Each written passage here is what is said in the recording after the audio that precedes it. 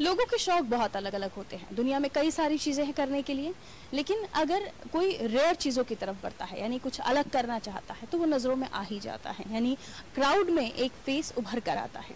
नमस्कार, स्वागत है आपका फेस इन द क्राउड में। मैं हूँ आपके साथ पारुल, और आज ले आई हूँ आपको भोपाल में, जहाँ भोपाल की एक कहानी, यानी भोपाल की एक लड़की की कहानी हम आपको बताने जा रहे हैं। इस लड़की से आपको मिलवाएंगे, और मिलवाना इसलिए ज़रूरी है क्योंकि इस लड़की को प्यार है पौधों से।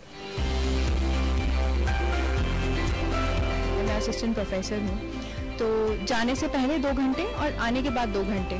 प्लांट्स इतना नहीं मांगते, मतलब नॉन डिमांडिंग टाइप के होते हैं। ये बस थोड़ा बहुत भाई पानी दे दो हमें, अच्छी मिट्टी दे दो और थोड़ा तापमान वगैरह मेंटेन कर दो, बाकी हम खुद जी लेंगे। तो ज़्यादा कुछ मांग नहीं रहे ये। इंस्टेड आपको यहाँ स्पेस में आप बैठे तो ज़्यादा ही ऑक्सीजन दे रहे हैं और एक कूलर टेम्परेचर भी दे रहे हैं। 800 स्क्वायर फीट का ये एरिया, 4000 पौधे और 450 प्रजाति के ये पौधे हैं, जिसमें से 150 ऐसे हैं जो अलग अलग देश के जंगलों से, दुनिया के जंगलों से लाए हुए हैं, जिनमें अमेज़न के जंगल भी शामिल है, फ्लोरिडा, इंडोनेशिया और न जाने कहां की जगहों से इन पौधों को लाया गया है। बहुत ही मेहनत की गई है इस खूबसूरती को आप तक पहुंचाने में, लेकिन पहुंचाया किन्होंने है, यानी इस पर मेहनत करने वाली हैं साक्षी भारद्वाज। हमारे साथ इस वक्त साक्षी भारद्वाज मौजूद हैं। बहुत बहुत स्वागत करती हूँ साक्षी आपका नादी टीवी पर। जी नमस्ते। साक्षी, आपको सबसे पहले तो मैंने ये विजुअल्स अपने दर्शकों को दिखाई दिए हैं, लेकिन मैं ये जानना चाहती हूँ कि क्यों आपने इतना इंटरेस्ट गार्डनिंग में लिया, क्यों आपने इतना इंटरेस्ट ग्रीनरी में लिया, और कैसे आपको ख्याल आया कि आपको ये सब करना है?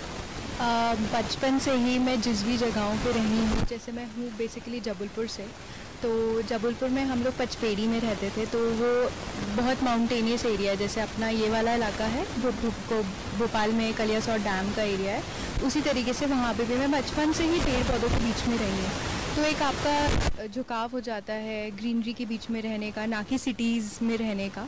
तो वहाँ से ही पेड़ पौधों का शौक़ था, मेरी मम्मी को शौक़ था, हमारे घर में सबको गार्डनिंग का शौक़ था।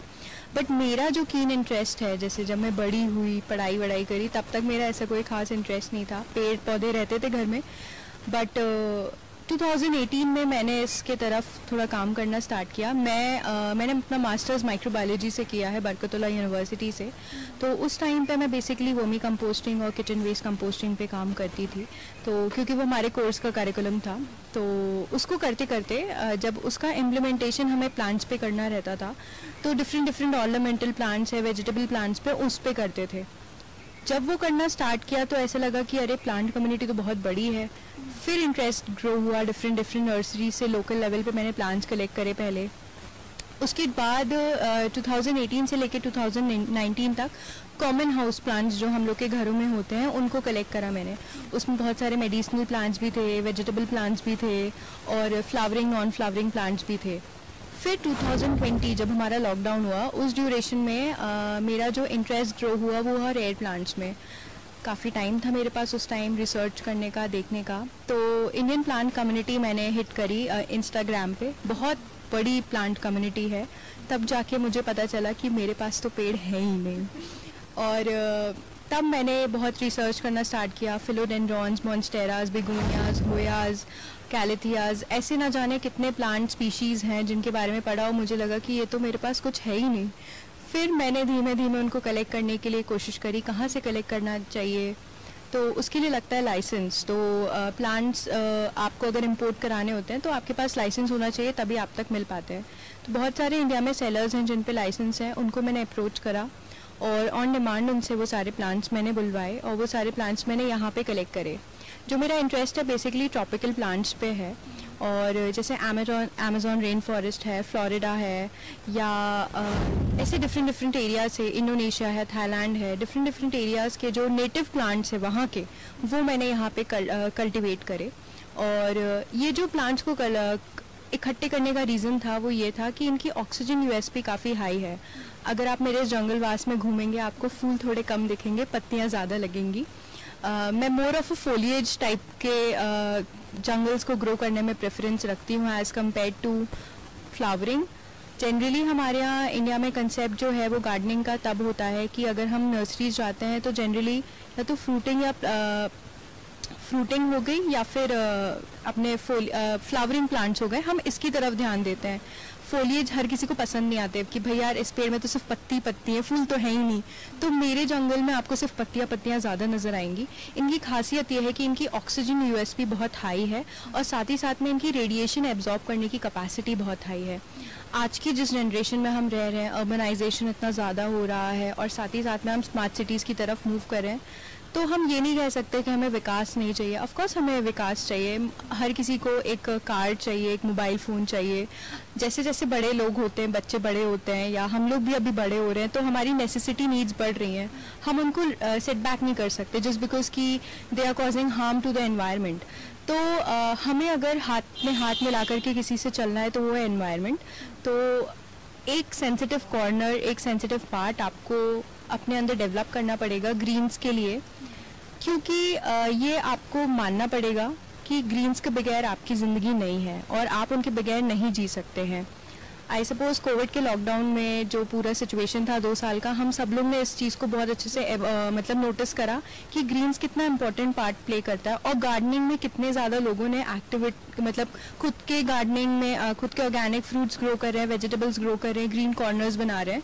तो ये जो रेयर प्लांट का कलेक्शन है मैंने 2020 में स्टार्ट किया था और इसमें जो खासियत है इस पूरे जंगलवास में वो 3 चीज़ें हैं। सबसे पहली जो चीज़ें हैं वो ये हैं कि जो हमारे घर का सारा प्लास्टिक वेस्ट निकलता है, जैसे फिनाइल की बोतल है, लाइजॉल की बोतल है, कोक की बोतल है, जितना भी प्लास्टिक वेस्ट है वो सारा प्लास्टिक वेस्ट हमने यहाँ पे एज अ प्लांटर इनकॉर्पोरेट करा है वर्टिकल वॉल्स पे। सेकेंड, बैम्बूज और कोकोनट हस्क को यूज़ करके वर्टिकल और ओवरहेड जंगल क्रिएट करा है, क्योंकि वर्टिकल गार्डनिंग का आज की डेट में ज़माना है। क्योंकि पहले हमारे पास हॉरिजॉन्टल स्पेस बहुत होती थी, ज़मीनें बहुत होती थी, लेकिन अब अनफॉर्चुनेटली मल्टी इतनी बन चुकी हैं कि ज़मीनों की कमी है, तो हमें वर्टिकली जाना पड़ेगा। तो इसीलिए कोकोनट हस्क को मैंने यूज़ करा एज अ प्लांटर, क्योंकि जब मैं कंपोस्टिंग करती थी तो ये नारियल के पानी जब हम पीते थे तो उसके जो खोल बचते थे वो इतनी आसानी से डिग्रेड नहीं होते थे। तो 2018 में मैंने एक बार ऐसे ट्राई किया कि क्यों ना इसमें मनी प्लांट लगा के देखते हैं कि ग्रो हो जाए, एंड बाय लक वो ग्रो हो गया। फिर उसके बाद उसको एंटीबैक्टीरियल एंटी फंगल ट्रीटमेंट करके प्रॉपर 15 to 20 डेज़ का उसमें हमने प्लांट्स लगाना स्टार्ट किए। सारी species, cactus species, succulent, pothos, philodendrons, hoyas, जितने भी स्पीशीज़ होती हैं प्लांट्स की, सारे प्लांट्स मैंने ग्रो करे और देखा कि सारे प्लांट्स इसमें बहुत अच्छे से ग्रो हो रहे हैं और नर्चर हो रहे हैं। इसका रीज़न जो था वो ये था कि इसका जो वाटर होल्डिंग कैपेसिटी है बहुत ज़्यादा होती है। नारियल की जो जटाएँ होती हैं पानी होल्ड करके रखती है और अंदर की जो उसकी इनर लेयर होती है काफ़ी न्यूट्रिशियस होती है। और साथ ही साथ में ऐसी जगह जहाँ पे पानी की कमी है, किल्लत है, उन जगहों पे मॉडल बहुत सक्सेस है। क्योंकि जिन जगहों पे अगर हफ्ते में 2 दिन पानी आता है, ऐसे बहुत सारी हमारे यहाँ की सिटी जगहें हैं जहाँ पे मोहल्लों में बहुत कम पानी आता है। एग्जैक्टली उन जगहों में अगर किसी को गार्डनिंग का इंटरेस्ट है तो वो इस मॉड्यूल की तरफ अप्रोच कर सकते हैं। एंड आई सपोज ये मॉड्यूल नीड है हमारी, बिकॉज हमें कहीं ना कहीं जो हमारे यहाँ माउंटेन्स बनते हैं कचरे के, कबाड़ के, उसको हमें कहीं ना कहीं ख़त्म करना है। हमें नेचुरल माउंटेन्स चाहिए इंस्टेड ऑफ प्लास्टिक माउंटेन्स। तो किस तरीके से हम ये कर सकते हैं, ये हमारी जिम्मेदारी है। धरती माता हमारी है, हमें यहाँ रहना है। आज हम 20 to 30 एज ग्रुप के बैरियर में रह रहे हैं, लेकिन हम जब 50 साल के हो जाएंगे तो ये हमें सोचना पड़ेगा कि हमें किस तरीके का एनवायरनमेंट चाहिए।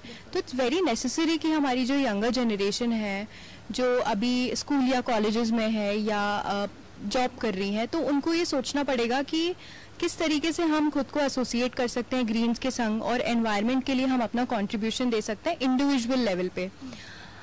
मेरा हमेशा से एजेंडा रहा है और मेरा मोटिव जो है इस चीज़ को डेवलप करने का, अर्बन फॉरेस्ट को, कि अगर मुझ जैसे अगर 100 लोग भी मिल गए और 100 घरों में इस तरीके का स्पेस बन भी गया तो ये सक्सेस स्टोरी हो जाएगी। क्योंकि जितना हम ऑक्सीजन कंज्यूम कर रहे हैं, अगर हम उतना ही प्रोड्यूस कर दें तो we are paying back to the mother earth. क्योंकि आपने देखा कि कोविड के ड्यूरेशन में किस तरीके से लोग 25-25 हज़ार रुपये तक की भी एक ऑक्सीजन सिलेंडर लेकर के एक दिन के सर्वाइवल के लिए सर्वाइव कर रहे हैं।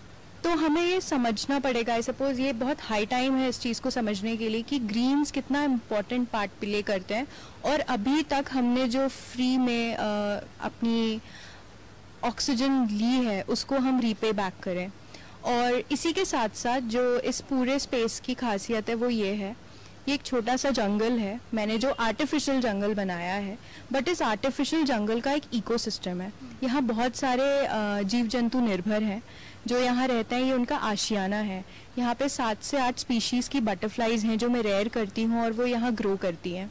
साथ ही साथ में बहुत सारे स्पैरोज़ हैं, गिलहरियाँ हैं, इवन बहुत सारे टोड्स हैं जो आज की डेट में सिर्फ पौधों वाला जंगल ना कहिए, यहाँ जानवर भी आपको उसी तरह से घूमते हुए बिल्कुल आपको मतलब अगर हम पूरे घर के चारों तरफ जो जगहें हैं वहाँ पे दाना डालते हैं और सारी चिड़िया और गिलहरियों का टाइम फिक्स है। मतलब स्पैरोज अगर आएंगी तो उनका टाइम फिक्स है, जिन्हें हम एंग्री बर्ड्स कहते हैं उनका टाइम फिक्स है, और गिलहरियों का टाइम फिक्स है। कुछ लोग मुझसे पूछते हैं कि भाई आपने इतना बड़ा स्पेस क्रिएट करा है, इसमें तो टाइम बहुत लगता होगा, क्योंकि मेरे पास बहुत, मैं वर्कशॉप्स वगैरह भी लेती हूँ, तो वर्कशॉप्स की ड्यूरेशन मुझसे यही क्वेश्चन आता है कि हम कर तो लें लेकिन टाइम कहाँ से निकालें। तो जनरली जब मैं 9 to 4 मेरा जॉब है, मैं असिस्टेंट प्रोफेसर हूँ, तो जाने से पहले 2 घंटे और आने के बाद 2 घंटे। प्लांट्स इतना नहीं मांगते, मतलब नॉन डिमांडिंग टाइप के होते हैं, ये बस थोड़ा बहुत भाई पानी दे दो हमें, अच्छी मिट्टी दे दो और थोड़ा तापमान वगैरह मेंटेन कर दो, बाकी हम खुद जी लेंगे, इस टाइप से होता है। बहुत कम नेसेसिटीज़ होती हैं इनकी, तो हम उनको अगर फुलफिल कर सकते हैं तो एक्चुअली वो करना पड़ेगा आपको। किसी भी चीज़ को अगर आपको ग्रो करना है, किसी भी चीज़ को आपको क्रिएट करना है, तो आपको डेडिकेशन चाहिए होती है। तो ज़्यादा कुछ मांग नहीं रहे ये, इंस्टेड आपको यहाँ स्पेस में आप बैठे तो ज़्यादा ही ऑक्सीजन दे रहे हैं और एक कूलर टेम्परेचर भी दे रहे हैं। तो अगर इस तरीके की अनुभूति आपको करनी है तो उसके लिए ज़रूरी है कि आप ऐसा कुछ ग्रो करो। इसी के साथ साथ एक एस्पेक्ट और है ग्रीन थेरेपी का, जो मैंने खुद मतलब नोटिस किया जब मैंने कोविड पॉजिटिव हुई थी मैं, तो उस ड्यूरेशन में एंजाइटी बहुत हिट करती है आपको, नोइंगली अननोइंगली। मतलब ऐसा नहीं है कि आपको डिप्रेशन हो रहा है, बट आपको अंदर से क्यूरोसिटी मची रहती है कि क्या चल रहा है, क्या होने वाला है।